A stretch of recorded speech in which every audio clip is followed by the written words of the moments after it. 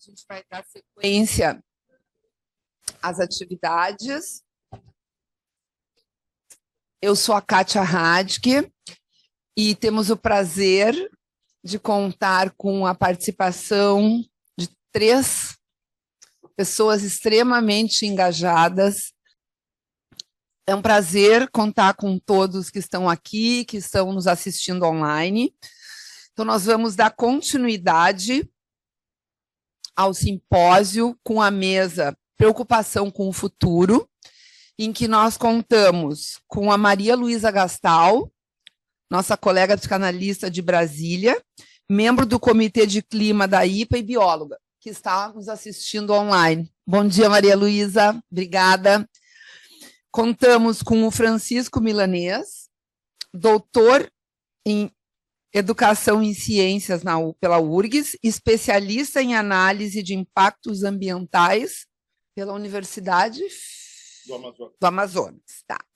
E com o nosso colega já conhecido de todos, o Emerson Mendes, que é psicanalista da Sociedade Psicanalítica de Pelotas. Então, a gente vai dar início à atividade Preocupação com o Futuro. Queria pedir a colaboração dos colegas que estão nos assistindo desde casa, que se tiverem questões, comentários, por favor, cliquem na mãozinha que o Grayson em seguida passará a tela. Muito obrigada.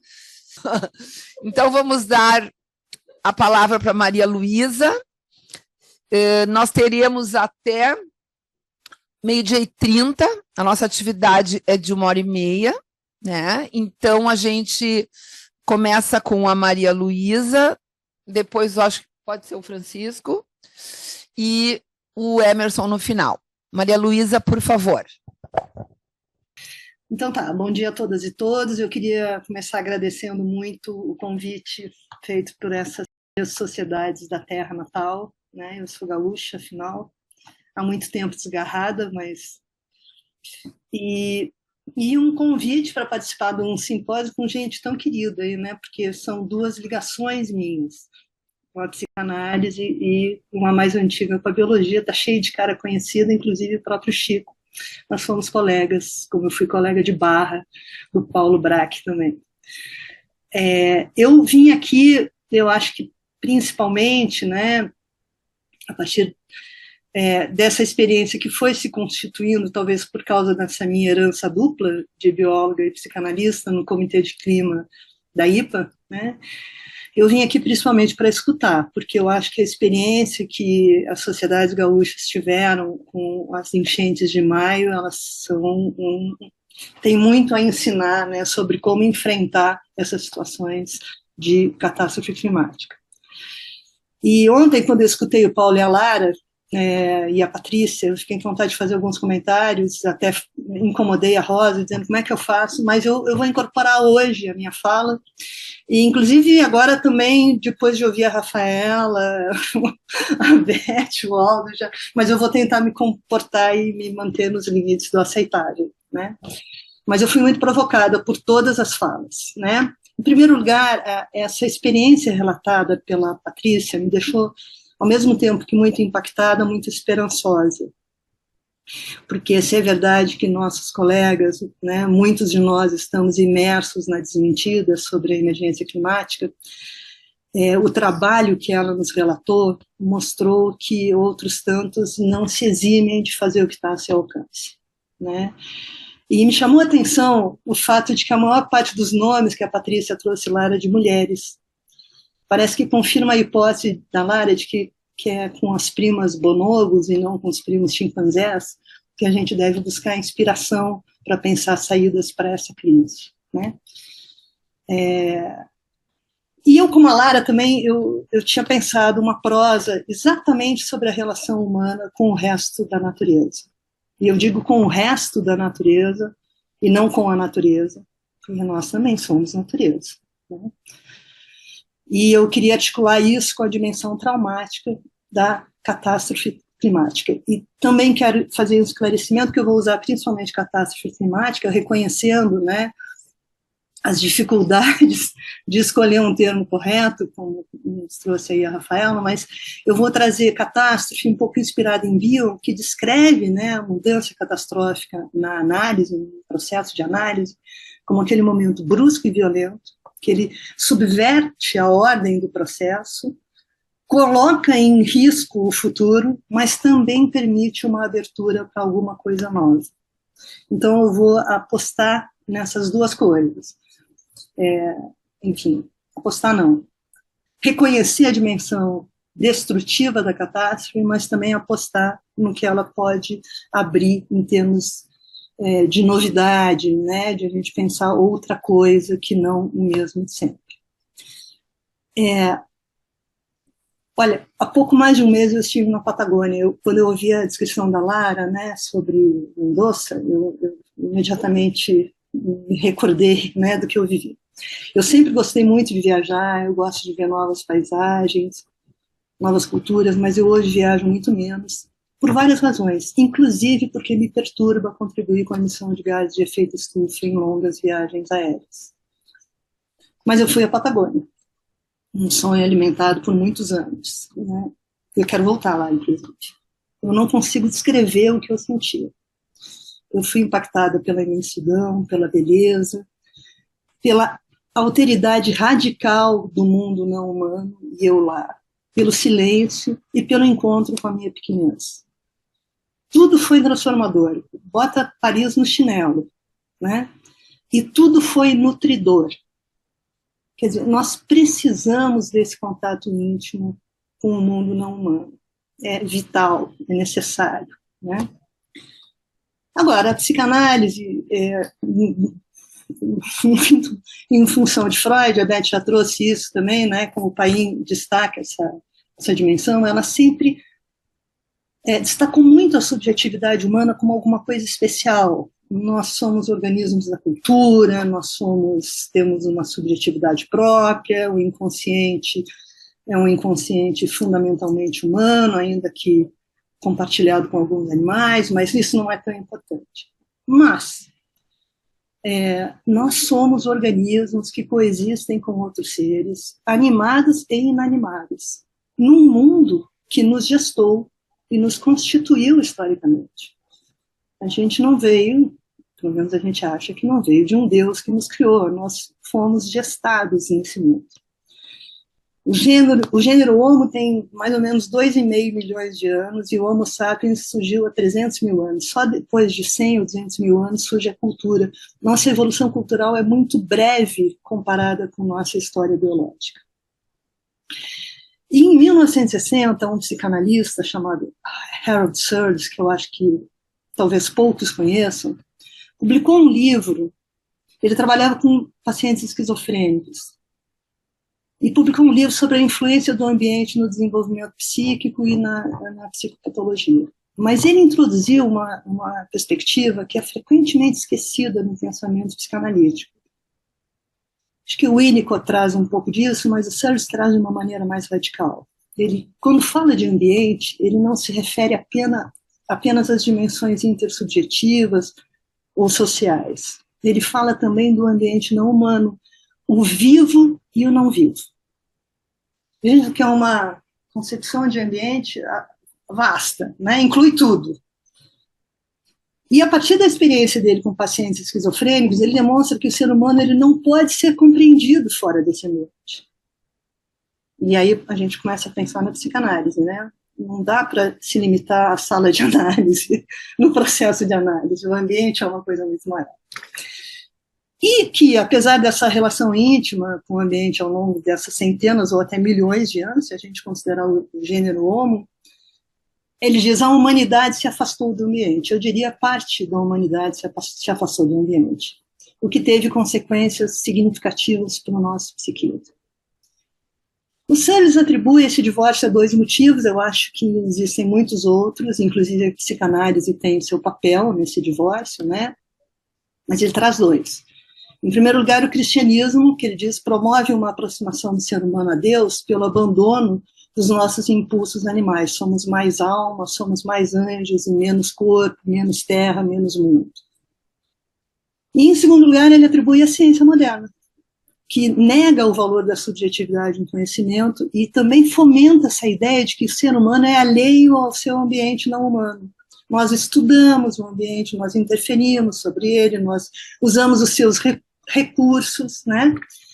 E isso mesmo diante das evidências que as próprias ciências produzem de que a nossa relação com o ambiente é inescapável. Nós somos feitos dos mesmos átomos, compartilhamos os mesmos ácidos nucleicos com outras espécies, retornamos ao pó, aliás, como a tradição judaico-cristã também reconhece, né? Somos parte do mundo. E o Salles fala que uma característica então, marcante da esquizofrenia, a gente sabe disso, é uma incapacidade de conceber um ambiente não humano, diz ele, o que leva o indivíduo esquizofrênico a perceber as mudanças no ambiente como ameaças à sua própria identidade, né? Mas, diz ele, mesmo nós, os normais, temos uma tendência limitada à complexidade e à mudança do nosso ambiente. Existe um limite além do qual as mudanças no ambiente deixam de ser enriquecedoras para o ego. A gente sabe disso porque eu mesmo que gosto de viajar e quem conhece esse fenômeno, chega um determinado momento que a gente diz, eu só quero voltar para casa e ter aquilo que eu conheço. Aliás, na Patagônia houve um momento que foi uma coisa muito perturbadora. Eu disse, eu não aguento mais olhar coisa linda. Eu quero descansar. E não é porque fosse ruim, absolutamente, é porque era uma coisa excessiva, né? Então, se a experiência se torna, se essas mudanças se tornam tão velozes, tão intensas, elas podem ser desintegradoras. E o que acontece é que a gente vive num mundo que muda a uma velocidade absurda. E aí não mais só o ambiente natural, pela sua destruição e pelas catástrofes climáticas, mas também o ambiente cultural, né? Acho que várias pessoas já apontaram isso hoje. A Lara ontem, a Beth hoje, quer dizer, a cultura contemporânea enfatiza essa mudança rápida, o fluxo contínuo de informações, o que produz uma volatilidade que desafia uma ideia de permanência. Freud já trazia essa ideia da transitoriedade, mas isso agora é numa escala muito mais intensa, né? Desafia a ideia de permanência da vida e da própria história. E, além disso, né, a Lara também nos lembrou ontem, a Beth de novo, a tecnologia, além de produzir essa aceleração, ela nos afasta do resto do mundo. Ela estreita a nossa experiência aos limites das telas que começa aqui agora, para mim, a 20 centímetros dos nossos olhos, né? Eu não sinto o cheiro, eu não vejo vocês, eu não sinto a emoção dessa sala, e eu lamento muito isso, eu queria muito estar aí. Né? Eu me ressinto disso, mas essa é uma realidade cada vez mais frequente, sobretudo entre os jovens. E por esse caminho, então, eu chego ao trauma, e eu fiquei interessadíssima nos cursos promovidos pelo BNH, eu queria saber mais depois, né? Porque a gente sabe que a psicanálise nasce, né, como uma teoria do trauma, mas mesmo assim, desde o início, a relação do Freud com esse conceito foi muito conflituosa, né? No começo, ele associava o trauma a eventos reais, que tinham esse impacto profundo no psiquismo e uma impossibilidade de transformar isso em pensamento e palavras, mas a partir de 1897 ele começa, logo em seguidinha, né, a considerar que as fantasias inconscientes não só poderiam ter efeitos traumáticos, mas que elas seriam até mais importantes, tomariam um lugar mais importante na gênese do trauma. E aí também em 1896 ele elabora essa noção do trauma em dois tempos, né? E em 1920, 26 traz a pulsão de morte e o desamparo na gênese do trauma. Mesmo assim, com tantas curvas de desvios, lá no compêndio de psicanálise, publicado póstumamente, né, um ano depois da sua morte, ele reconhecia a neurose traumática como uma exceção ao trauma em dois tempos, e aí ele trazia, né, exemplos de um susto muito grande, e aqui me interessa, choques de trens, soterramento, etc. Freud já pressentia ali uma dimensão dessa mudança catastrófica no ambiente como situações provocadoras de trauma. Então, Choque, velocidade, intensidade, desamparo são dimensões do trauma que continuam cada vez mais atuais e que nos remetem à catástrofe climática, esse acontecimento que é intenso, rápido, brutal e que se impõe a nós. Então, embora, né, como o BNK saliente, diferentes pessoas reagem a diferentes formas, de diferentes formas, em situações disruptivas, tem uma coisa na catástrofe climática que é diferente. E que levou a um sujeito chamado Zima Woodbury, que era um estudante de pós-graduação, mas eu achei interessante a proposta dele, dizer que a crise climática ela não se limita a induzir trauma. Ela é uma nova forma de trauma, que atravessa diferentes circunstâncias da nossa vida. Porque, afinal, dizer, quando a gente fala de mudança climática, a gente está se referindo a um ataque contínuo à biosfera, que ameaça a extinção em massa e que sobrecarrega a nossa capacidade emocional. E, então, ele propõe um conceito novo de trauma climático, como uma ameaça existencial sempre presente, ela está ali, né? Sempre, que põe em dúvida a nossa ideia de futuro e que altera fundamentalmente nossa percepção de nós mesmos e do mundo. E aí, pensando no nosso trabalho como psicanalistas, é um acontecimento que ameaça não somente nossos pacientes, mas também a nós, analistas, né? A catástrofe climática, ela se apoia no mundo real, ainda que encontre ecos, é claro, no mundo de cada um. E ela atinge a todos, ainda que com muito mais violência, algumas comunidades que já são afetadas por essa desigualdade enorme provocada pelo neoliberalismo. Então, o trauma climático tem uma dimensão coletiva, como as guerras, por exemplo. E ele reedita uma expectativa de fim do mundo que a gente tinha durante a Guerra Fria, né? O mundo vai acabar, alguém vai apertar o botão da bomba, o mundo vai acabar. A gente agora vive uma guerra quente, né? Com o aquecimento global. E aí, ontem à noite, muitas perguntas emergiram sobre o que fazer, e eu queria falar um pouquinho, bem rapidamente, encerrando sobre isso. Sobre a esperança de mudança, eu busco ajuda em outras culturas, essas que já existiram, que ainda existem, e que não estão, como lembrou Paulo, baseadas no consumo e na velocidade. Não há uma humanidade, há muitas humanidades. E é verdade que a agressividade, conversando com o que a gente conversou hoje, é parte da nossa herança. Sim, é verdade. Mas não só ela. Nós evoluímos como uma espécie social e cooperativa. As pinturas rupestres não mostram um sujeito sozinho, um Rambo, caçando um mamute solitário. É um grupo, né? Nós temos uma capacidade de agir coletivamente. O capitalismo não é destino, o capitalismo é contingência. E o futuro é ancestral não porque a gente deva voltar ao passado, mas porque o passado nos mostra que nós somos capazes de inventar novos futuros. A questão, é claro, essa vez a gente vai ter tempo para isso, né? O escritor indiano Amitav Ghosh escreveu um livro que eu li e que eu preciso falar dele, porque ele é muito provocador, chamado Grande Desatino, sobre a relação entre literatura e mudança climática. E ele sugere que a nossa dificuldade de encontrar uma saída se deve a uma crise de imaginação.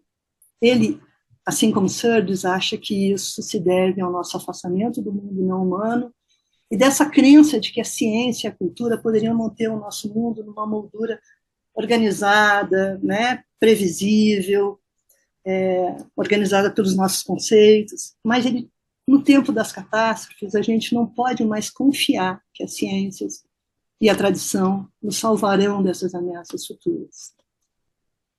Eu não tenho respostas, é claro, mas eu acho que diante da catástrofe climática, e aqui falando para um grupo aqui de psicanalistas, né, a psicanálise é desafiada a mudar a sua postura em relação ao mundo. A Beth já falou sobre isso agora, eu concordo contundentemente e só venho reforçar. Mudar a postura da psicanálise em relação ao mundo significa que na clínica é preciso, como propõe o Sirles, buscar compreender como as mudanças catastróficas no clima e na cultura repercutem no psiquismo dos nossos pacientes e no nosso psiquismo, porque a gente trabalha com transferência e contra-transferência. Nós também somos afetados por isso. E fora da clínica, usar os nossos conhecimentos para compreender o que acontece no mundo e agir em consequência, reconhecendo que nós somos todos afetados por ela. E assim passa necessariamente, concordo de novo, pela ação política. A mudança precisa ser coletiva. Ela tem uma dimensão individual, eu posso não viajar tanto de avião, mas isso não vai ser suficiente. E passa, como lembraram a Patrícia, a Alice ontem e hoje o Carlos, pela formação de novos analistas e, portanto, pela inclusão do tema das repercussões psíquicas dessas mudanças velozes e catastróficas no ambiente externo, tanto natural como cultural, no nosso funcionamento psíquico, nos currículos de formação. Essa é uma proposta já, que eu queria que a gente saísse daqui com ela, né? Enfim, eu acho que é um momento de sonhar, né? Sonhar um mundo diferente, sonhar uma psicanálise implicada e diferente, sonhar uma saída para o fim do mundo, né? Vamos juntos. Muito obrigada.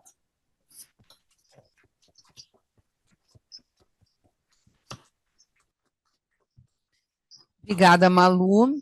É absolutamente importante essa tua colocação sobre a total necessidade que está nos desafiando, né, de mudar a nossa postura enquanto psicanalistas e de visão de mundo, né, que nós estamos vivendo um mundo em chamas e que a gente precisa ser convocado a mudar.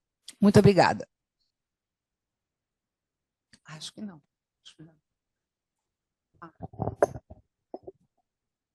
Maria Luísa, queria te agradecer pela tua escuta atenta, tá? Temos muito a conversar. Francisco, então, a palavra está contigo.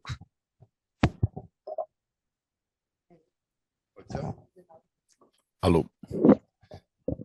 Bom dia. Prazer enorme estar aqui. Me sinto muito desafiado. Mais especialmente agora, depois dessa linda fala da Malu. E eu vou fazer eu desconfio que vocês não me convidaram por ser da área. Então eu vou falar de um outro olhar, né? E, embora eu sou psi também, mas o resto eu não quero dizer. Mas, colegas, e eu acho que essa situação que nós estamos vivendo hoje, em primeiro lugar, é preciso fazer essa ressalva, mudança climática virou um símbolo muito exclusivo e nós adoramos dar nome e distrair pessoas. Nós estamos numa crise ambiental planetária. O clima é uma micromanifestação disso. Gigante. A gente sentiu agora o tapa dele, né? Mas gigante, mas é uma micro perto do sistema total. Eu tenho me dedicado nesses últimos anos, já uns quantos, a tentar trabalhar a travessia para um paradigma da complexidade. E muitos nomes, muitas visões de complexidade, mas sistêmico e complexo e transdisciplinar nos diz alguma coisa. Eu adoraria passar uns quantos dias falando, mas tenho certeza que todos iam acabar mortos aqui. Então, dado esse tempo, eu vou fazer simplificações. Eu peço desculpa, porque é exatamente contrário ao que eu tenho pesquisado e lutado. Mas eu quero fazer só um raciocínio simbólico e não me agarrar nas coisas que eu vou falar. A gente sabe que a humanidade, o ser humano é um ser delicado, o tal do Homo sapiens. Ele se agregou e ele é muito movido pelo medo. E várias atitudes, como a sociedade, etc., ajudam a lidar. A natureza, onde ele viveu, em algum momento começou a ficar muito significativo, ao ponto que ele acabou se protegendo. Ele lidou com o medo, eu diria assim, o medo, importante, o medo é o nosso maior amigo, dos maiores amigos, ninguém viveria uma semana sem medo, né? Então, um aliado. O desafio da vida talvez seja fazer dele amigo mesmo e lidar com ele. Nós temos cedido. E quanto mais ele cede, mais ele cresce. E nós acabamos nos aglomerando debaixo das asas de reis, príncipes, essas coisas. E eu estou falando, e lembro como a Malu falou, da nossa sociedade ocidental branca que nos colonizou as mentes, não importa de que origem tenhamos, né? Eu não estou falando das outras civilizações, as 300 povos brasileiros, nem os outros centenas de outros povos em outros países, né? Que foram marginalizados por essa civilização nossa dominante, expansora e sugadora. Mas o que eu quero dizer é o seguinte: quando nós cedemos da natureza, nós perdemos uma parte da essência que nós somos, porque nós somos natureza. Somos uma manifestaçãozinha daquela riqueza toda, mas totalmente, cada dia a gente descobre mais, totalmente interdependente, né? O fato de aquele livro que até é engraçado, mas 10% humano é isso, né? 10% de células humanas, o resto. Então nós somos uma comunidade de células que funcionou bem e evoluiu junto, né? E é dependente de outros seres que também funcionam em harmonia com as nossas células, que também já são umas harmonizações. Então, nós somos isso. Como é que nós podemos viver sem tudo que coevoluiu conosco? Nós teremos pesos. Vocês sabem muito melhor que eu que a gente pode pegar o maior monge zen do mundo, põe numa sala vermelha, aumenta a adrenalina no sangue. Ora, nós somos incapazes, o cara que mais consegue controlar o corpo não é capaz de se controlar diante de uma cor. Porque essa cor tem um significado atávico indissolúvel. Sangue ou fogo. Precisa adrenalina, precisa fugir ou lutar. A mesmo controle, a pessoa mais excitada do mundo põe numa sala verde e azul, ela se acalma. Porque está acima do nosso controle, a abundância de alimento e água nos acalma. Então a gente vê de como nós, seres arrogantes, né, nós criamos a arrogância, e isolados, nós criamos o isolamento, somos absolutamente dependentes ainda desse ambiente do qual nós somos parte. Bom, esse isolamento gerou a primeira doença. Nós não controlamos o medo da natureza. E quando tu não controla, o medo cresce. As pessoas hoje têm medo de aranha, barata. Alguém já viu alguém ser comido ou morto por uma barata? Mas eu vejo as pessoas pularem em cima de uma mesa, perder a compostura por causa de uma barata. Se vocês provarem uma barata, provavelmente deve se lembrar a tâmara, porque é crocante. O cheiro não é bom. Mas o cheiro não é bom por causa do ambiente que nós construímos para elas. Baratas do mato devem ser muito mais gostosas. Tanto que a gente quase não vê barata no mato, porque todo mundo gosta. Todo mundo come. Então, o que aconteceu? Cedemos, cresceu. E aí nós começamos a nos maltratar como espécie, que é raro. A maioria das espécies respeitam os irmãos. Nós começamos a ter medo dos irmãos. E chegamos a um ponto tão requintado hoje que os mais ricos são aqueles que moram em prisões mais refinadas. Andam em automóveis blindados, casas... Então o cara construiu uma prisão para se sentir seguro. E isso é um outro descontrole. E agora a moda, que a gente tem que falar de moda, moda estatística, moda roupa também, é o medo de si mesmo, que é a maior epidemia mundial que eu vejo de depressão. E isso, claro, eu assumo a minha responsabilidade. É uma interpretação. Mas nós estamos recuando e tudo vai crescendo. E nós estamos absolutamente desconectados de nós mesmos. Até porque, para viver na cidade onde a gente mora numa casa forte, ou alguns moram, etc., a gente também tem que ficar sociopatizando. Porque quando tu sai de um carro e para em toda a sinaleira e tem uma criança, e tu pira na 10ª criança, e não tem uma moeda para dar, não tem coisa, tu tem que te bloquear. A famosa dolorosa normose do Crema. Então, eu diria assim que nós fizemos, mas eu não gosto de falar de coisas ruins, embora eu passe a vida falando, mas eu gosto de falar de coisas boas. Eu acho que a gente tem que urgentemente se unir para recuperar a conexão com a vida. E eu acho que ela não tem receita. Pode fazer todo mundo ir para a Patagônia, né? Ter um choque de natureza, ou para a floresta amazônica, que é outro choque, oposto quase, mas é espetacular. Mas nós precisamos, seja através disso, seja através do contato com o outro e a gente fazer experiências de reconexão, e seja começando por si mesmo, né? Porque nós estamos, e qualquer uma coisa, contato vai refletir outros contatos. E lidar com os medos vai refletir com outros medos. E as pessoas, nós temos uma civilização, voltando, obrigado, ocidental branca, que ela, além de fazer crescer o medo e a desconexão, ela buscou verdades para ter segurança. E aí nós criamos uma ciência que é impostora, que diz, o conhecimento é momentâneo, mas na prática todo mundo quer a verdade. Eu quero a solução. O que é o correto?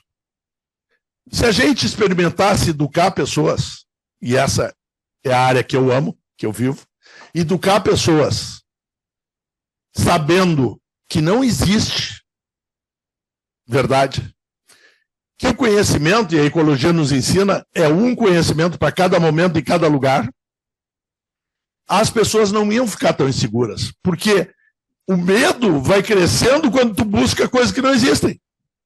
Tu quer embasar na tua vida em segurança, quer casar e que dê certo, né? É verdade? As pessoas ainda estão, vai dar certo, e leva um pialo desgraçado, né?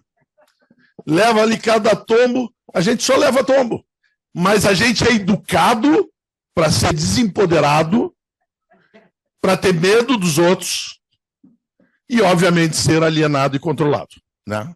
É isso. Então, a minha mensagem final, que eu estou acabando aqui, eu estou preocupado, a minha mensagem final é assim, nada dentro deste processo civilizatório vai fazer senão maquiagem, que é o que nós estamos fazendo, chamando de desenvolvimento sustentável. A gente até apostou nisso, a gente foi contra, apostou, lutou por isso, eu trabalhei muito com isso, e venceu a maquiagem. Então, nós estamos tranquilos indo para o abismo, fingindo que é uma longa estrada na natureza e é um buraco. Não está enxergando. Então, nós precisamos de uma revisão civilizatória de valores, de prazeres, de medos e de compreensão, porque tem duas formas de olhar a vida. Acabo aqui. Senão vão começar a tirar em mim, eu sei que o pessoal é meio violento. Tem uma forma de olhar a vida. Vamos brigar e vencer. Ou vamos amar e incluir. Vamos amar e incluir. Atualmente, no planeta, todo mundo está vendo que o brigar e vencer está dominando. Mas é a luta do medo e do ódio. Contra isso, esses dias me disseram, uma professora me disse assim, me calou no coração, uma senhora super inteligente, no debate agora sobre educação ambiental, ela diz assim, negra, ela diz assim, mas nós somos a carne, né? Nós somos os mortos, nós somos os caras atropelados, e tu vem me falar de amor, não dá para trocar esse termo, ela viu? Bem assim, mas ela colocou muito bem colocado, eu adorei, aprendi muito. Aí eu perguntei para ela assim, tu acha que nós vamos conseguir vencer eles na agressividade? Alguém tem esperança de ser mais violento que os trogloditas? Desculpe os trogloditas. Então é isso, não tem outro caminho. A gente tem que entender que não tem outra opção. A opção é incluir, é amar a diversidade contra o ódio, contra a exclusão, contra o cancelamento. Então, só que, três fins, né? Agora é o último fim. Só que nós estávamos loucos de esperança, a natureza nos deu o caminho, porque a crise é a oportunidade. Nós fomos educados que crise é culpa, não sei o quê, mas crise é oportunidade, é maravilhoso, né? E nós estamos reconstruindo o Rio Grande do Sul exatamente igual que antes, para na próxima chuva perdemos o Estado de novo. E tem gente ganhando burras de dinheiro na indústria da desgraça. E nós não estamos conseguindo atuar. Nós precisamos, como cidadãos, recuperar o domínio sobre o Estado e sobre a nossa vida. Obrigado.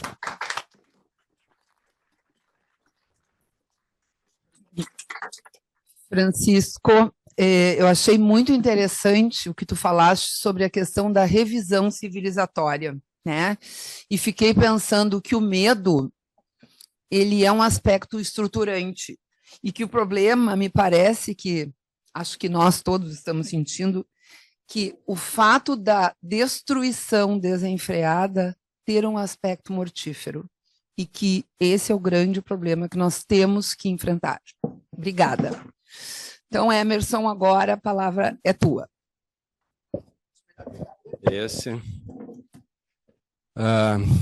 Queria cumprimentar a mesa, cumprimentar e agradecer a todos os organizadores, a inclusão da SPPEL, que eu estou aqui representando.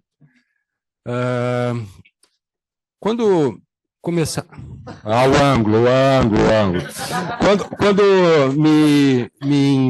começaram a me envolver na atividade aqui e perguntaram algumas coisas, há uns 2 anos eu assisti a Malu, que foi a primeira psicanalista que eu assisti falando sobre a questão climática em Fortaleza. Não sei se ela lembra, há 2 anos. Tá? Impactou muito. Então, foi uma pessoa que eu falei com a Caterine lá. Acho que a Malu é uma pessoa para a gente conversar e tal. Mas eu perguntei, mas quando é que vai ser esse evento? Daí me falaram, olha, o evento vai ser dia 30 de novembro. Eu falei, deixa eu checar a agenda aqui, porque eu acho que 30 de novembro eu combinei com meus filhos que nós iríamos assistir a final da Libertadores em Buenos Aires. Olhei, 30 de novembro, final da Libertadores. E daí pensei, cara, deve dar um baita azar, 3 meses antes, o time ainda nas oitavas, tá? Tu dizer que tu não vai aceitar o evento, tá? Um evento para ir assistir o final da Libertadores, ia ser uma desgraça. Então, coloca a foto, por gentileza. Como é que é o nome? Grayson, por gentileza.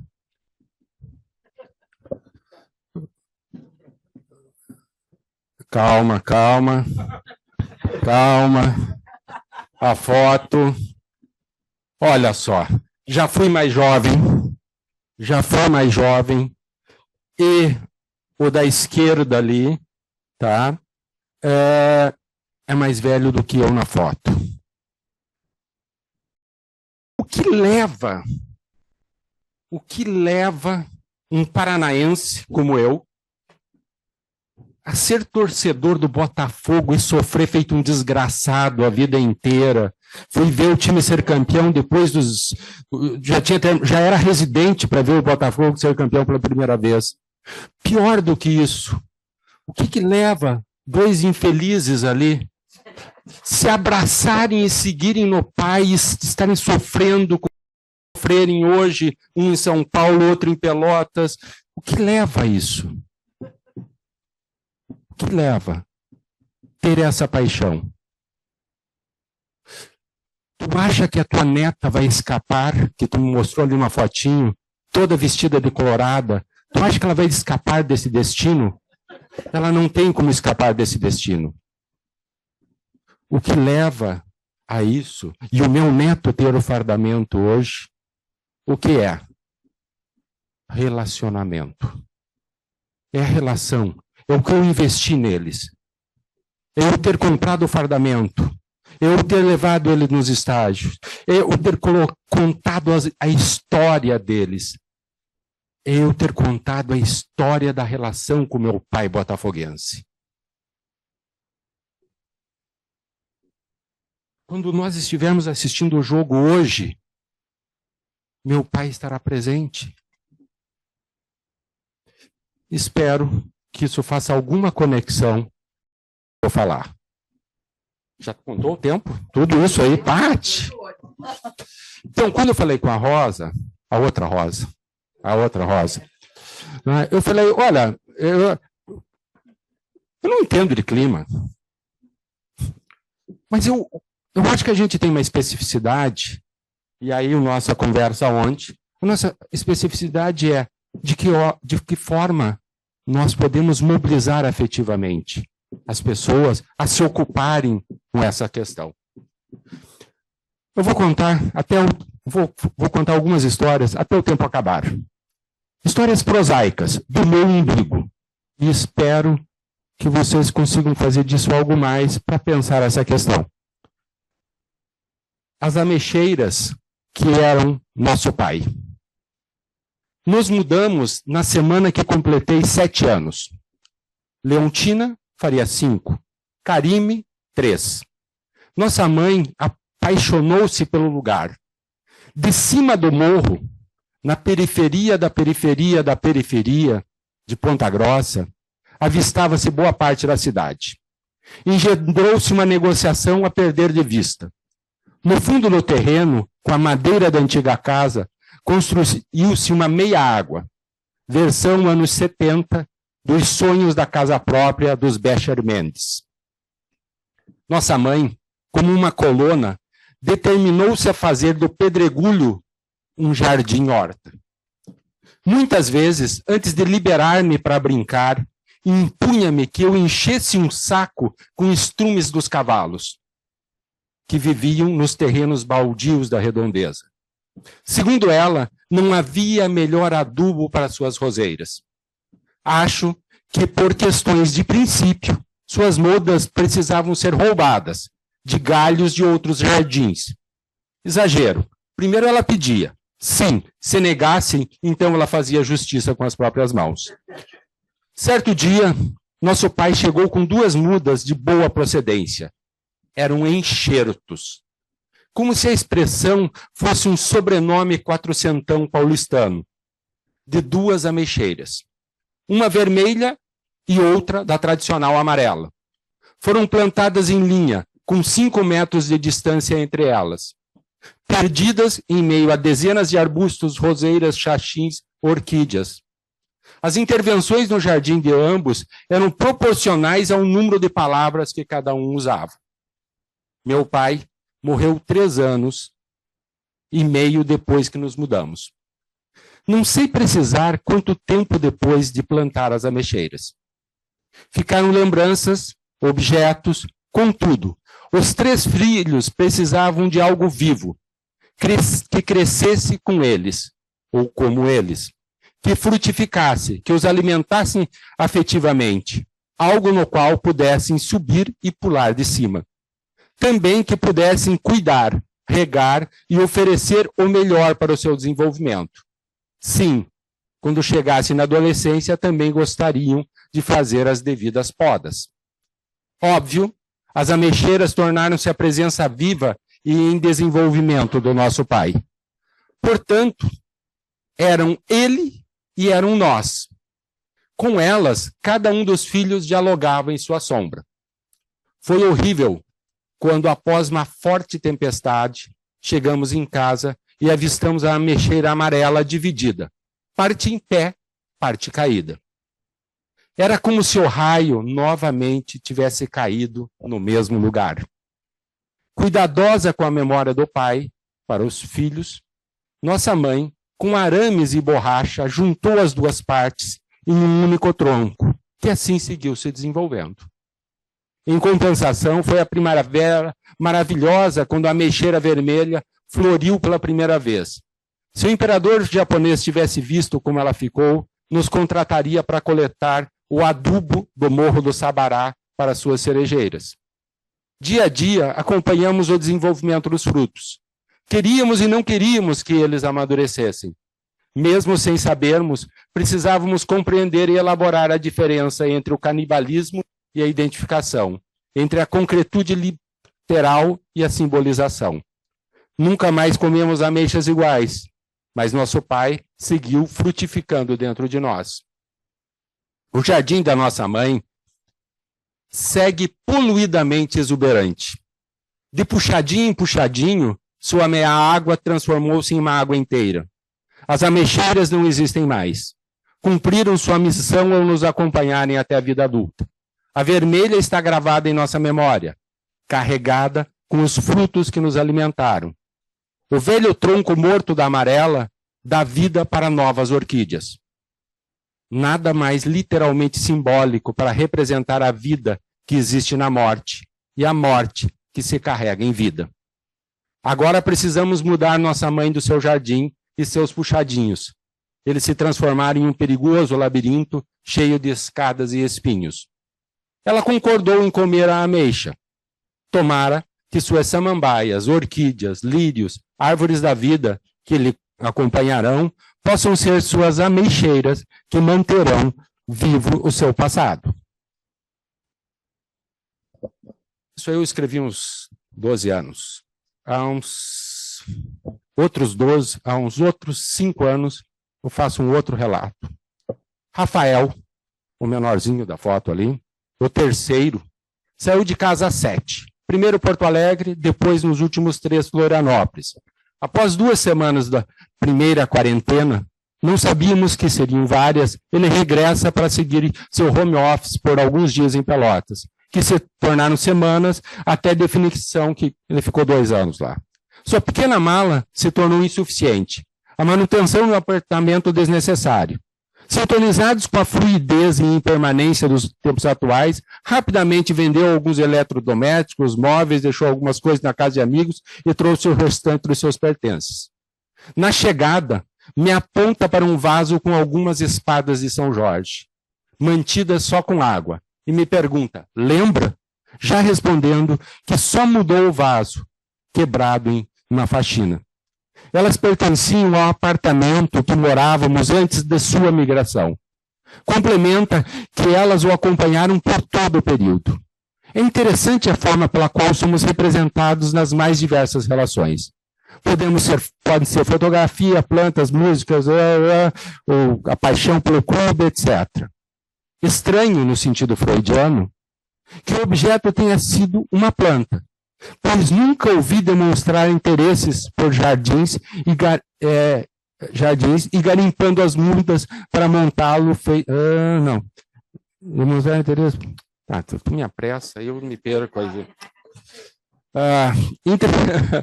Estranho que o objeto tenha sido uma planta, né? Pois não via ele nisso, né?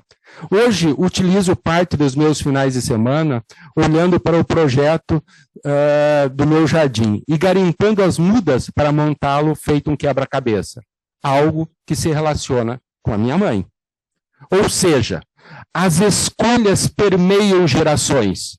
São decisões movidas por determinantes inconscientes ligados às famílias pelos fios invisíveis dos afetos, interesses, que não se sabe onde nasceram, nem por onde andarão.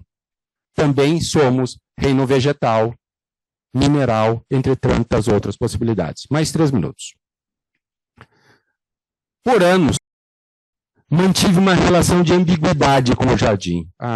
Eu sabia que isso ia acontecer, mas eu me preveni aqui. Estava mal.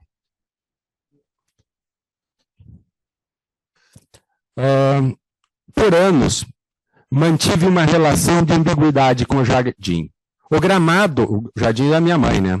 O gramado era o campo no qual eu driblava adversários imagináveis.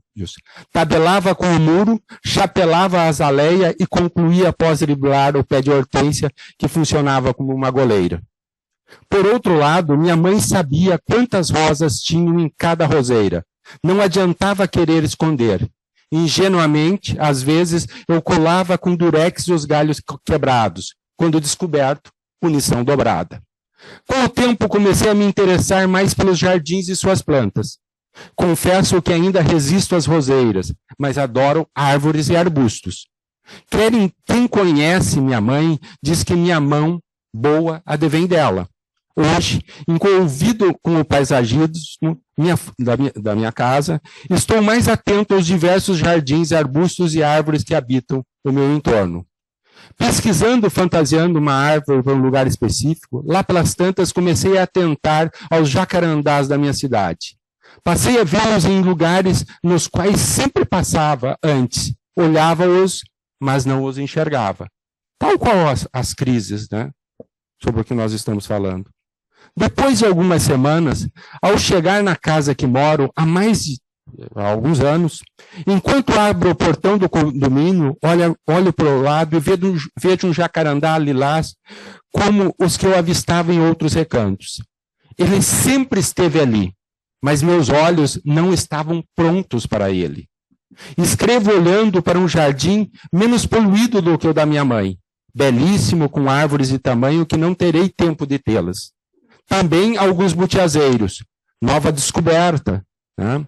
Durante a viagem, em direção a férias no Uruguai, em um caminho que sempre disse que era entre o nada e o lugar algum, Pelotas-Chuí, viagem que devo ter feito quase uma centena de vezes, igualmente passei a ver enormes butiazeiros, imponentes, quase como praga nos campos neutrais.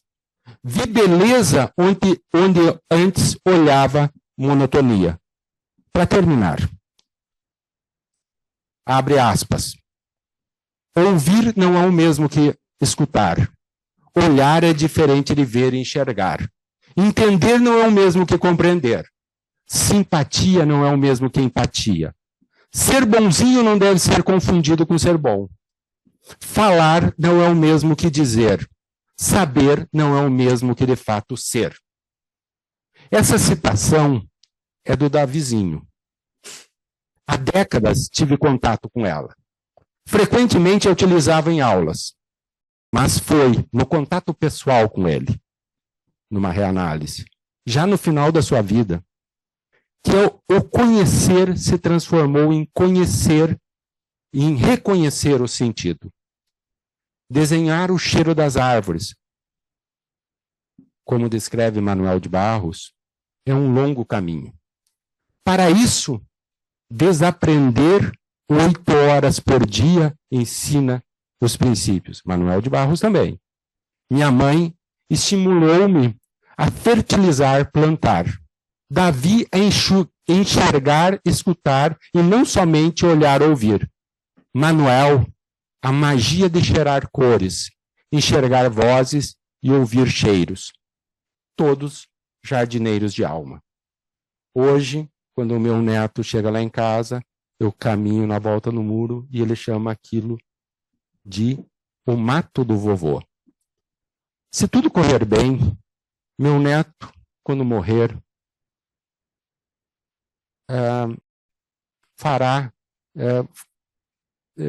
terá acontecido 200 anos entre o nascimento do meu avô e a morte deles. 200 anos.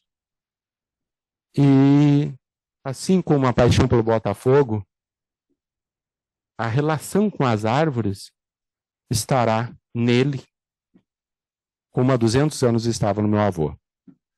Espero que tudo isso tenha feito algum sentido para o que eu quero falar, como a saída passa por cutucar as relações de afeto. Só a racionalidade não dará conta. Durante 50 anos se fez propaganda de que cigarro mata e não teve nenhum impacto na diminuição do fumo. Só teve impacto as propagandas que mobilizaram os adolescentes a pensarem afetivamente que talvez aquilo os tornasse menos desejáveis. Para a guria que ele pretendia beijar à tarde. Dizer que ele ia morrer de câncer não fazia efeito. Emerson,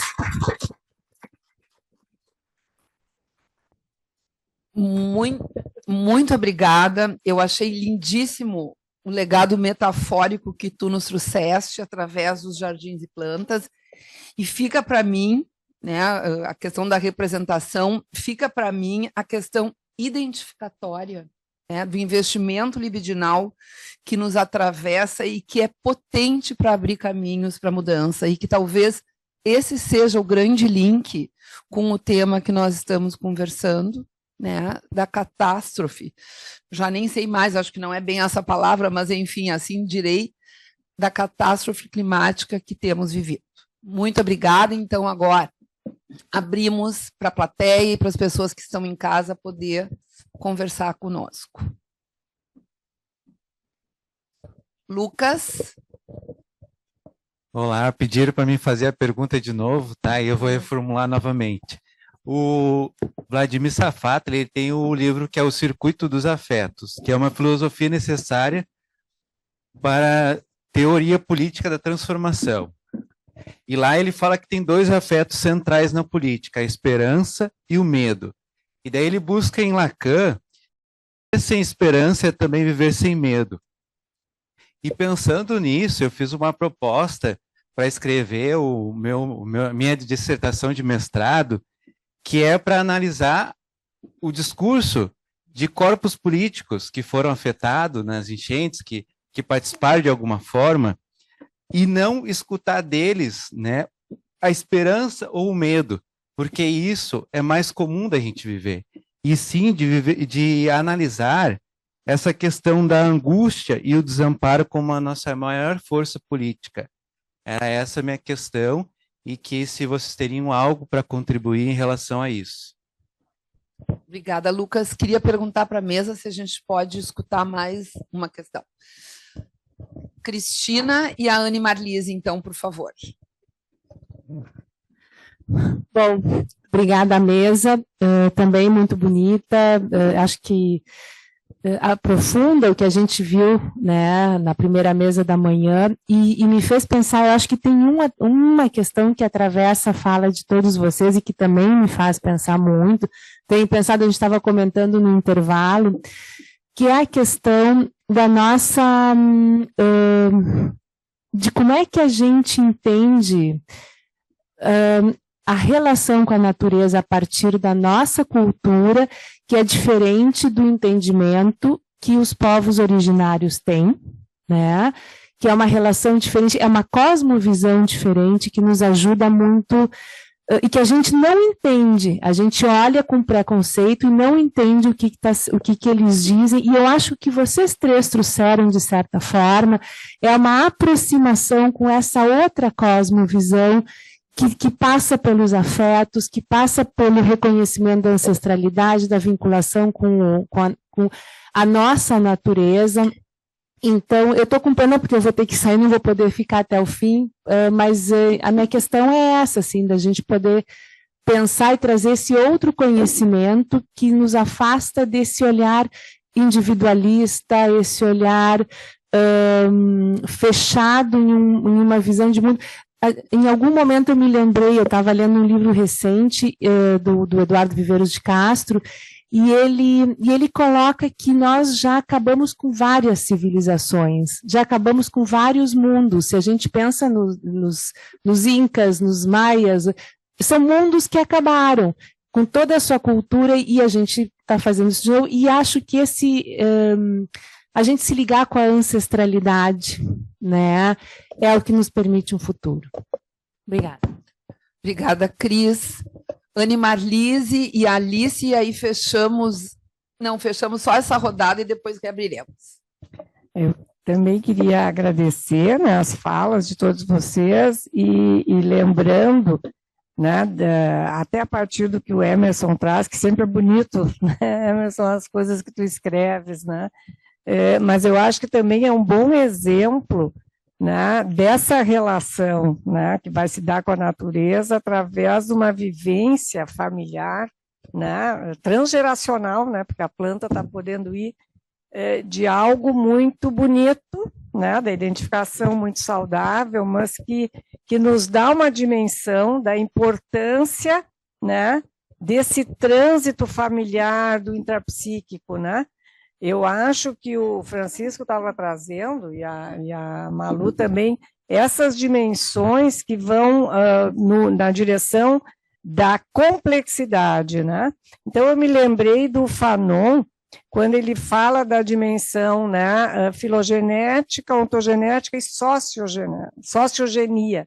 Ou seja, tem dimensões aqui, se a gente vai ampliando, que muito desses medos e das coisas que a gente vai se relacionar com a natureza e tudo, tem uma dimensão, né, vamos dizer, tanto da educação para nos proteger a natureza, como, né, a cultura, a sociedade nos deseduca, né, e cria patologia o tempo inteiro, né? Então, assim, tem uma dimensão que ela não é, vamos dizer assim, tão inspiradora, né, como esses exemplos, né, que o Emerson traz.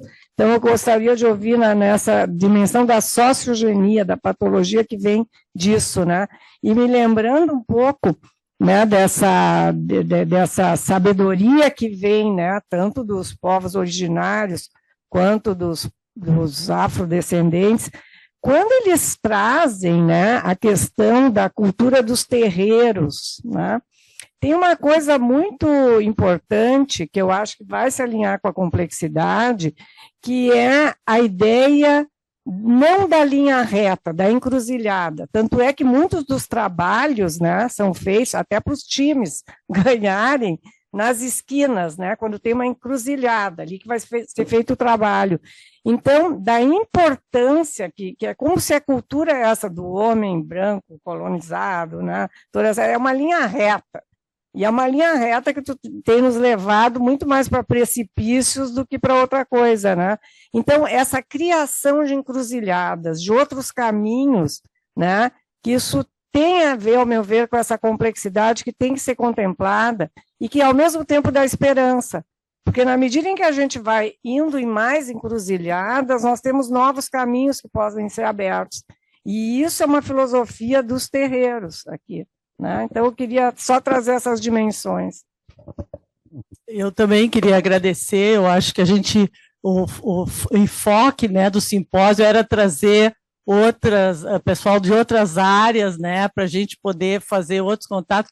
E agora, aqui, né, e a partir dessa fala da Anne, mas antes eu também pensei, por que não tem ninguém aqui para nos falar sobre a visão dos povos originários, gente que seja mesmo, né, indígena, alguém dos quilombolas. A gente está falando de precisar fazer contato e, ao mesmo tempo, falando só entre brancos, só de uma classe, só de um ponto de vista. Então, eu não estou dizendo isso, que eu acho que é só a gente se reunindo e se dando conta, como a gente fez, que a gente pode ir nessas encruzilhadas, né? Senão, a gente acha que falando entre nós, já que estamos em áreas diferentes, estamos complexizando o suficiente, né? Então, eu acho que levar isso adiante com pessoas que são dessas outras culturas pode acrescentar ainda mais para nós, nesse sentido. Alice, a propósito, nós estávamos conversando no intervalo e certamente esse vai ser um próximo passo, né? Da gente poder ouvir aqueles que a gente não costuma ouvir, que certamente tem muito a nos ensinar. Então, Malu, Francisco, Emerson, a palavra, então, para o bate-papo é de vocês. Malu, que tá.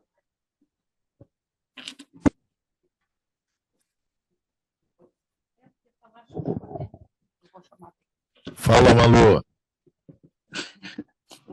Bom, eu queria fazer, só para começar a disparar 2 comentários aí, né? Eu achei muito interessante essa ideia da Marlise das encruzilhadas.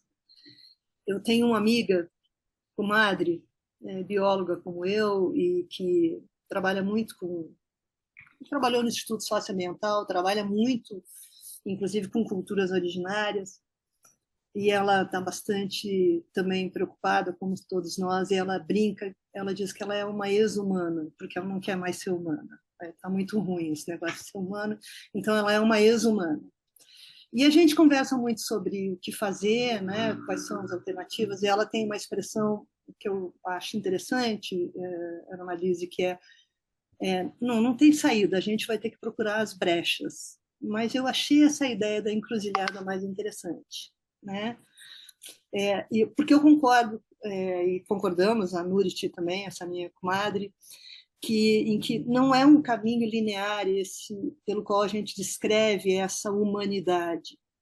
E acho, agora eu vou retomar isso, acho que nós, psicanalistas, temos, claro, a psicanálise foi lá forjada em Viena, no século XIX, a gente tem essa compreensão de que o inconsciente, enfim, é esse inconsciente ainda, em grande medida, concebida por Freud. Agora, que outras contribuições dessas encruzilhadas, né, a análise trazem para a compreensão do inconsciente também.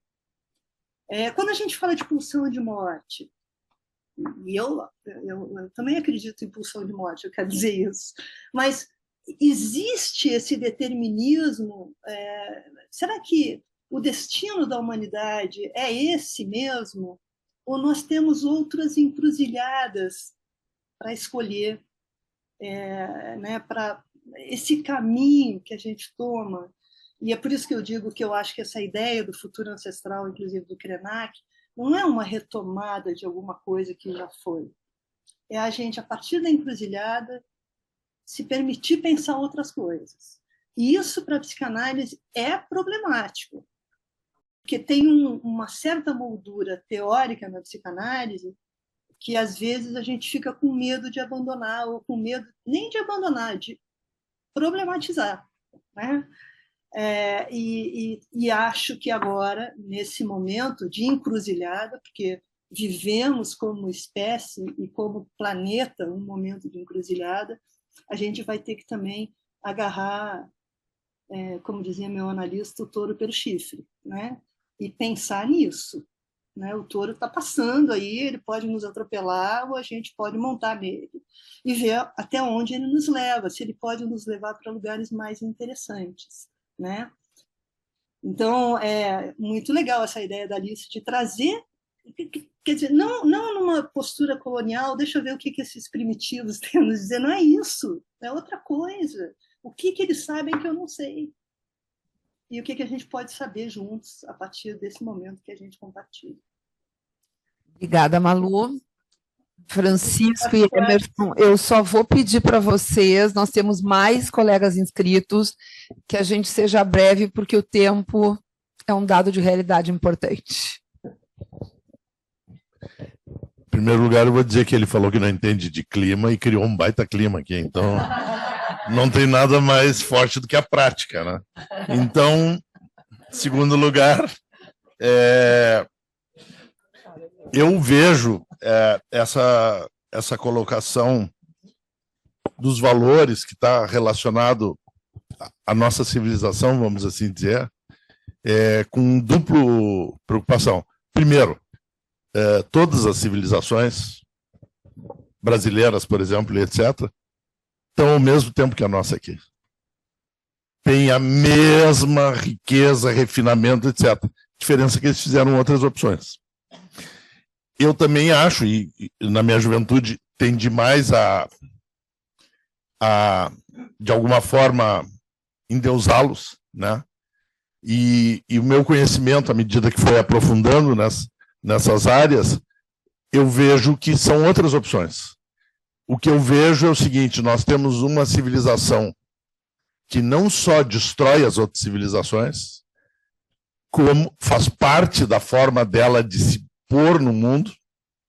A nossa civilização é uma civilização de invasão, de guerra e destruição. E nós temos muito que aprender com as outras, não há dúvida, que não fizeram isso, seguiram outros caminhos, mas nós temos que encontrar um caminho, e eu acho, pessoalmente, aí a única coisa que eu tenho uma dúvida tremenda, eu tenho pensado muito que eu estou trabalhando a minha pesquisa é aproximando um tipo de desenvolvimento novo, disruptivo. Eu acho que a disrupção tem que ser grande. Porque pelas frestas se chega no mesmo lugar. E nós precisamos de uma mudança drástica, estrutural, e não é nem para salvar o planeta, é para salvar a nós. E nós somos o planeta, né? Então nós somos parte dessa coisa toda. Então é um processo só. A gente tem que olhar com um olho grande e generoso, e temos que fazer uma ruptura. Porque Caso contrário, nem o sofrimento das catástrofes, que nós temos chamado de catástrofe civilizatória, não climática, mas civilizatória, nem esse sofrimento está nos levando, nos acordando, nos dando... E aí faz parte do... E aí desculpe se eu me alonguei um pouquinho, mas nós estamos buscando racionalmente a saída. E a razão, quando esmagou a emoção, através das caças às bruxas, e esmagou a transcendência através da operacionalização das religiões, tirou de nós as facetas mais incríveis. Embora, óbvio, elas continuam trabalhando no escuro, só que não reconhecidas e não dominadas. Esse é o pior. Então, através da racionalidade pura, nós não vamos resolver uma questão que a racionalidade criou. É isso que eu queria dizer. Obrigada. Quando tu fez a pergunta, eu não estava no clima emocional, porque eu tinha... Né? Então, eu só vou fazer uma associação, que talvez não tenha nada a ver com o que tu busca. Na tua colocação, só me soou, retumbou, esperança e experiência. Tem uma frase jocosa, que eu não sei se é do Milo Fernandes ou do Celso Rodrigues, que fala assim: um segundo casamento é o triunfo da esperança sobre a experiência. É bruto se a gente não tiver a possibilidade de ter um segundo casamento, mas é bruto se tu não aprender nada com a experiência também. Né? Então, senão o segundo, o terceiro, o quarto, o quinto casamento só viram sempre o primeiro. Né? Uma outra coisa, numa anotação aqui, que eu tinha falado para escrever, eu coloquei Mãe Terra, e daí eu associei de novo, Mãe Terra, bonobos femininos, né? A gente não chama Pai Terra, Mãe Terra. Né? De novo a ideia do feminino, né? E eu associo um pouco com a minha mãe, né? Era semi-analfabeta, ou semi talvez seja um eufemismo, mas que hoje que ela está demente, eu e minhas irmãs ficamos nos perguntando quanta experiência e quanta coisa intuitiva a mãe tinha, e que nós não perguntamos para ela, e não temos mais para perguntar. Que talvez sejam esses povos que, né, nos trouxeram até aqui, a nossa carga genética desse povo, né, e eles tinham tanta coisa para dizer, e talvez passou o tempo e não temos mais para perguntar, como tem coisas que eu fico, né, eu queria saber da minha mãe, mas eu não tenho mais acesso a isso. Então, agora mais 3 colegas que eu vou pedir que façam formulações breves para a gente poder ouvir a mesa.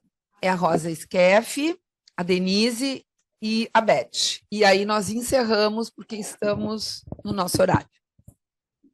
Primeiro é a Rosa.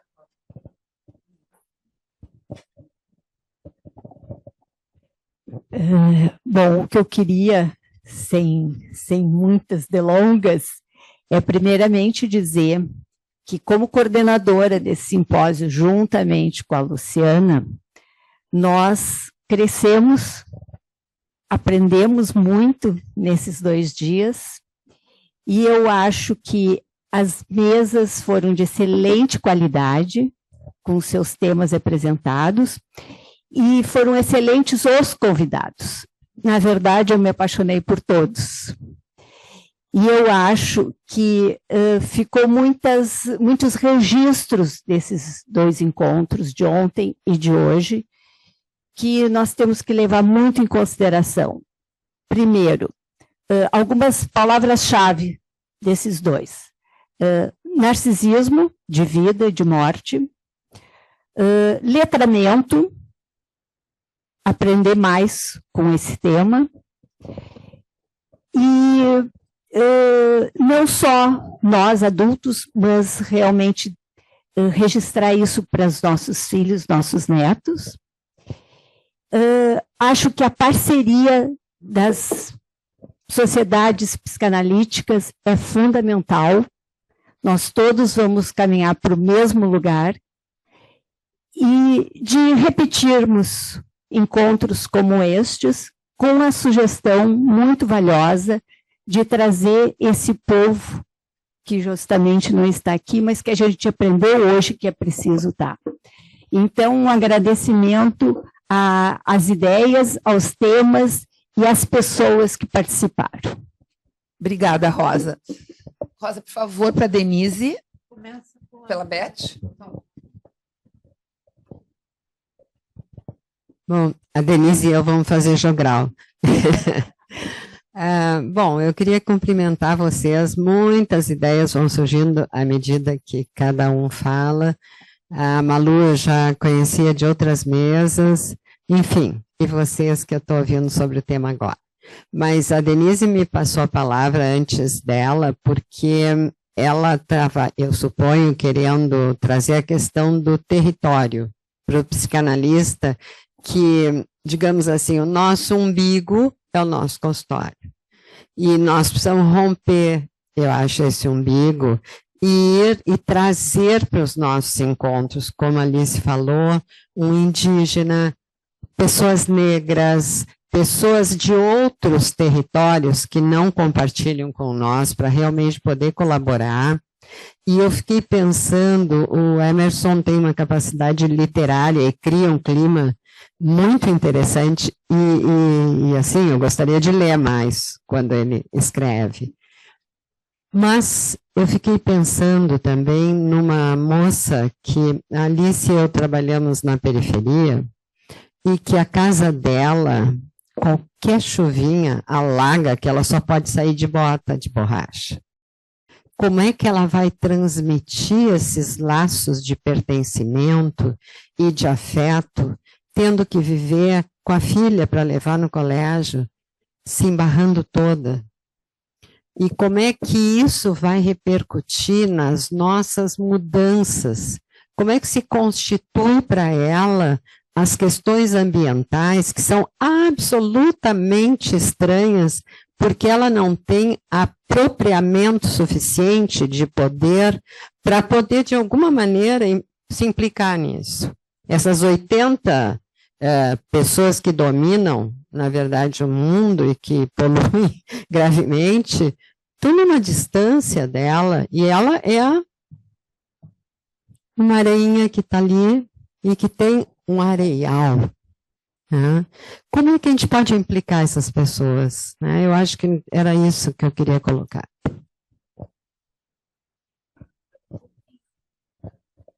Eu acho que a gente chegou numa encruzilhada hoje. Eu gostei muito da encruzilhada tua, Anne.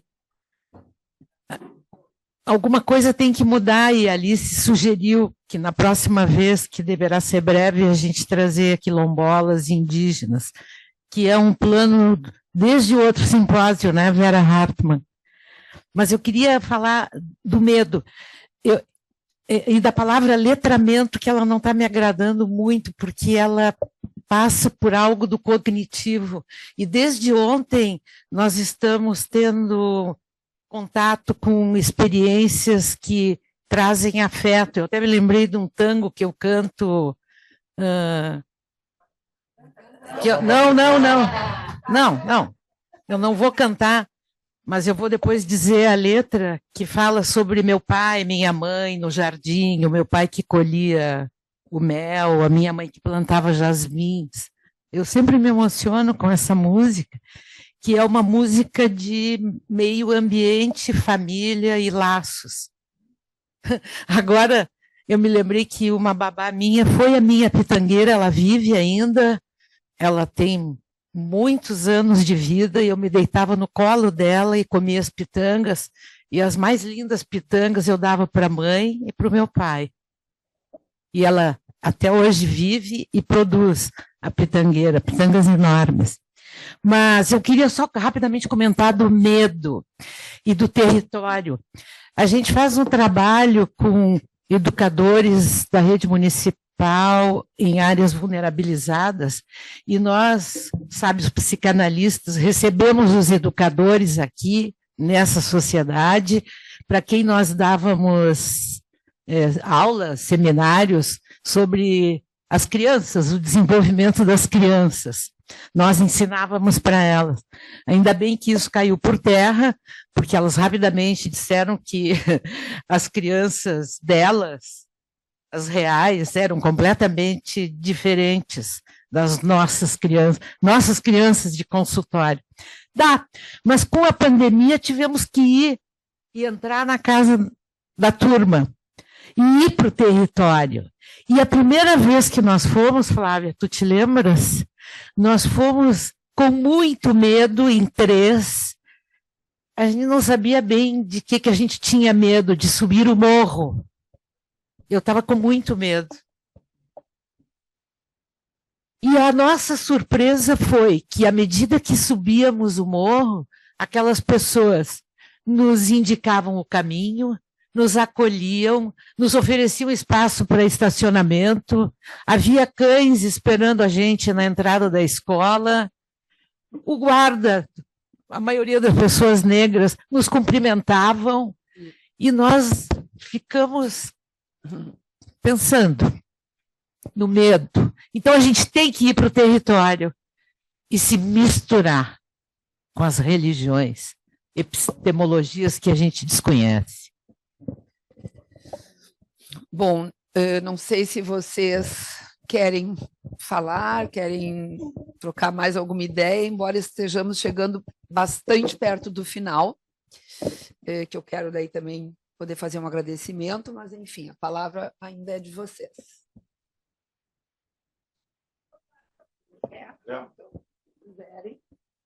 Falou? Bem rapidinho, eu queria só agradecer, e não é formalidade.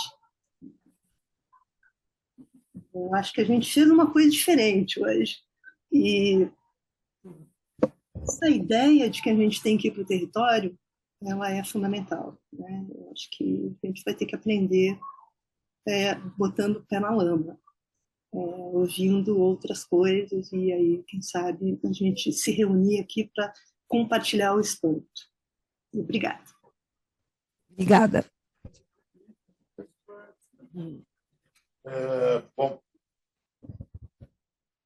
Alô? Agora foi. Agradecer também, acho que isso aqui é um espaço que eu me sinto acolhido e acho que é um espaço de construção, acho que é legal. Infelizmente, esses temas são tão complexos que a gente mal consegue introduzi-los, né? Eu, quando ele falava, eu fiquei pensando em Rupert Sheldrake, que é um biólogo que criou a noção de campos mórficos, uma forma não genética nem ambiental de transferência de informação, e pensei também no tão maldito ou bendito Bert Hellinger, que, sem conhecer o Rupert, criou as constelações ou a ciência, que também trabalha com uma terceira forma de herança que é muito peculiar, muito peculiar. Então, eu só me lembrei disso e eu me despeço dizendo assim, nós precisamos recorrer a todas as experiências, porque o nosso estado de penúria é grande, então a gente precisa muita inspiração. Não podemos ser prisioneiros de nenhuma crença, senão nós estamos ferrados. Muito bem.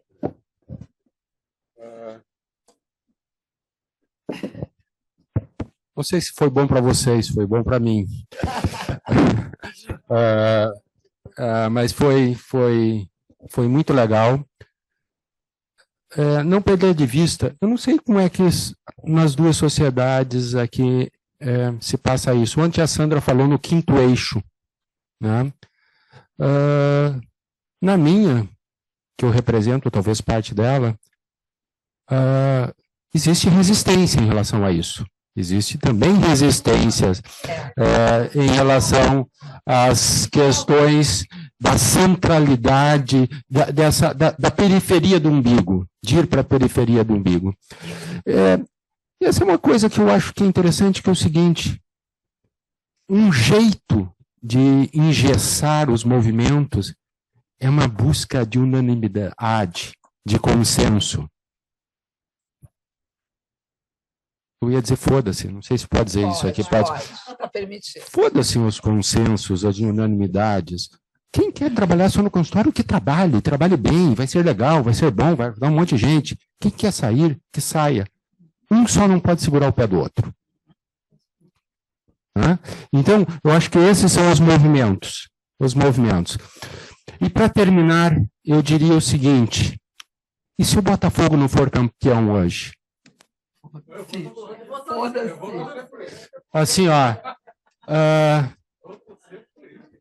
os afetos envolvidos e mobilizados ao longo da campanha sobreviverão.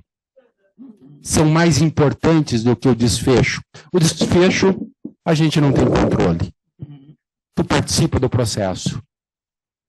Né? Graças. Foi muito bom. Bom, então eu escrevi umas poucas palavras para a gente poder se despedir. E eu quero dizer para vocês que eu saio daqui mais preocupada e desacomodada do que eu cheguei. E talvez isso seja o melhor que possa ter acontecido. Temos, sim, do meu ponto de vista, que nos desacomodarmos. Precisamos nos sentirmos muito mais implicados nessa situação emergencial que nós estamos vivendo. Precisamos olhar para ver, como disse a Luciana e como disse o Emerson, e que nós temos um grande compromisso, e que nós aqui da sociedade montamos um comitê de estudos de psicanálise e clima, porque o nosso grande compromisso com a humanidade é não esquecermos do que vivemos e do que seguimos vivendo. Não passou, e pelo que nós ouvimos de todos os colegas, ainda vem situações piores, e a gente tem que se preparar para isso. Eu quero agradecer a Luciana, nossa diretora de ações na comunidade, e a sua comissão, pelo empenho e dedicação na união junto com a Brasileira e com a Sociedade de Pelotas, para fazer essa parceria tão produtiva e tão fértil que gerou esse simpósio que nos inquieta e que todos saímos com vontade de sabermos mais. Eu gostei do que a Malu falou, gostei de todos, né? Mas pensei a ideia de que a gente possa sonhar, né? Quando a gente pode sonhar, a gente tem esperança, a gente tem o potencial criativo. E eu acho que nós precisamos, sim, sonhar com um mundo melhor e que a gente possa fazer cada um a sua parte. E eu acho que ouvirmos os povos originários já começa a ser, além de um sonho, ser a transformação numa possibilidade. Muito obrigada a todos. Patrícia quer se despedir também, e eu quero agradecer imensamente a todos os convidados e a todos os que ajudaram a fazer esse simpósio ser tão fértil. Obrigada.